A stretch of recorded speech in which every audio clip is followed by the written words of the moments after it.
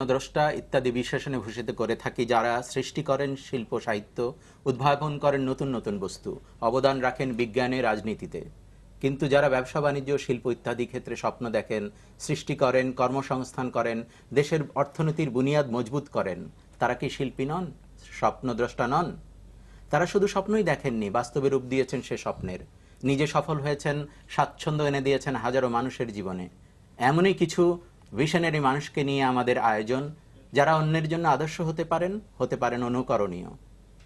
এই পর্যায়ে আমরা আমাদের দেশের একজন সফল উদ্যোক্তার বিষয়ে জানব, যিনি এদেশের ফুড প্রসেসিং শিল্পের উন্নয়ন ও প্রসারের একজন অগ্রদূত। এক্ষেত্রে এক নতুন যুগের সূচনা করেছেন। তিনি হচ্ছেন প্রাণ গ্রুপের স্বপ্নদ্রষ্টা, মেজর জেনারেল অবসরপ্রাপ্ত আমজাদ খান চৌধুরী। প্রাণ বলতে আমরা জানি অসাধারণ সাফল্যের দীপ্তিতে উদ্ভাসিত একটি কর্পোরেট শিল্প সাম্রাজ্য, যেখানে 200-রও বেশি পণ্য উৎপাদিত হয়, যেখানে 20,000-এরও বেশি লোকের কর্মসংস্থান হয়েছে, যার সাথে 50,000-এরও বেশি পরিবারের অন্ন সংস্থানের প্রশ্ন জড়িত, যেটি 70-টিরও বেশি দেশে পণ্য রপ্তানি করে প্রচুর বৈদেশিক মুদ্রা অর্জন করছে। হাজারো বছরের এদেশের ইতিহাসে সব অর্থনৈতিক কর্মকাণ্ড চালিত হয়েছে কৃষিকে কেন্দ্র করে। কৃষির উপর ভিত্তি করে বাংলাদেশে যে সীমিত সংখ্যক শিল্প গড়ে উঠেছে, প্রাণ আরএফএল গ্রুপ তাদের মধ্যে অন্যতম। প্রাণ আরএফএল গ্রুপের যাত্রা 80-র দশকে। বাংলাদেশের জলবায়ু কৃষিকাজ, বিশেষ করে শাকসবজি ও ফলমূল চাষের জন্য উপযোগী। এদেশের অর্থনীতির তুলনামূলক সুবিধা নিহিত রয়েছে কৃষিতে।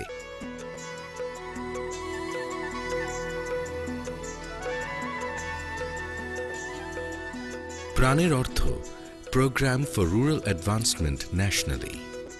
প্রাণ বাংলাদেশের বৃহত্তম ফলমূল ও শাকসবজি উৎপাদন ও প্রক্রিয়াজাতকারী প্রতিষ্ঠান। প্রাণ চুক্তিভিত্তিক খামার ব্যবস্থাপনাকে উৎসাহিত করে, চাষিদের উন্নত মানের কৃষিপণ্য উৎপাদনে সহায়তা করে এবং প্রাণের চুক্তিভিত্তিক চাষিগণ খেতে খামারে উৎপন্ন করে মানসম্পন্ন কৃষিজ পণ্য। এ সকল কৃষিজ পণ্য প্রাণের নিজস্ব কারখানায় সম্পূর্ণ স্বাস্থ্যসম্মত উপায় ও স্বয়ংক্রিয় মেশিনে প্রক্রিয়াজাত করে তৈরি করা হয় বিভিন্ন রকম খাদ্য সামগ্রী।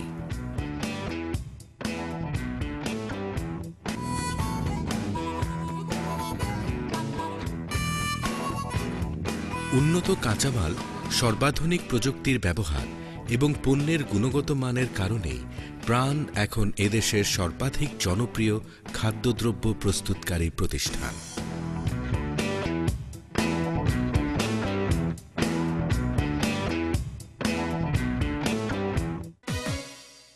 আমি সবসময় দেশ জাতি চিন্তা করতাম। আমি চিন্তা করতাম যে আমি যা করি তার থেকে যেন লোক লাভনীয় হয়। তো আমি তখন আমার লাস্ট পোস্টিং ঢাকায় ছিল, তার আগে আমি উত্তরবঙ্গে ছিলাম। আমি দেখতাম ধরো উত্তরবঙ্গে অনেক চাষবাস হতো, কিন্তু এগুলির চাষবাস যন্ত্রাদি ম্যানুফ্যাকচারিংয়ের কোনো প্রতিষ্ঠান ছিল না। যেরকম তো আমি চিন্তা করলাম, যদি আমি একটা ফাউন্ড্রি, কাস্ট আয়রন ফাউন্ড্রি আর লাইট ইঞ্জিনিয়ারিং ওয়ার্কশপ করি, তাহলে আমি যে বস্তু